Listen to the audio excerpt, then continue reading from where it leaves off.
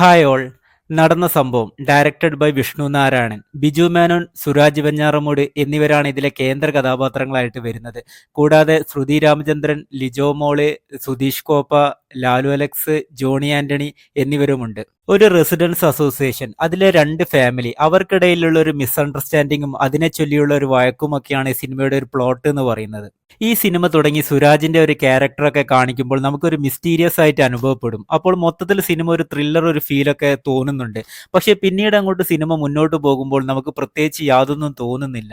ഈ സിനിമയിലെ സുധീഷ് കോപ്പയുടെ ക്യാരക്ടർ എനിക്ക് പേഴ്സണലി നല്ല വെറുപ്പിക്കലായിട്ടാണ് അനുഭവപ്പെട്ടത്. പുള്ളി ഒരു ഓൺലൈൻ ജേർണലിസ്റ്റ് ആണ്. പുള്ളിയുടെ ഡെയിലി റൂട്ടീൻ എന്ന് പറയുന്നത് ആ റെസിഡൻസിന്റെ ഉള്ളിൽ ഓരോരുത്തരുടെ പേഴ്സണൽ വീഡിയോസ് എടുക്കുന്നതും പിന്നെ പരദൂഷണം പറയലും അങ്ങനെയൊക്കെയാണ്.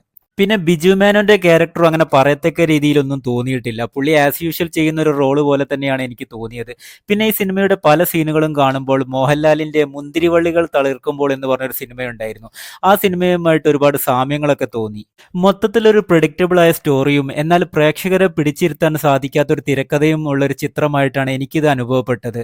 പിന്നെ ഈ സിനിമയുടെ പോസിറ്റീവ് എന്ന് പറയുന്നത് എവിടെയും അങ്ങനെ ലാഗിങ് ഒന്നും അനുഭവപ്പെടുന്നില്ല. സിനിമ സ്പീഡിൽ കഥ പറഞ്ഞു പോകുന്നുണ്ട്. എനിക്ക് പേഴ്സണലി ഒരു ആവറേജ് സിനിമയായിട്ടാണ് അനുഭവപ്പെട്ടത്. വേണമെങ്കിൽ വൺ ടൈം വാച്ചബിൾ മൂവി എന്ന് പറയാം.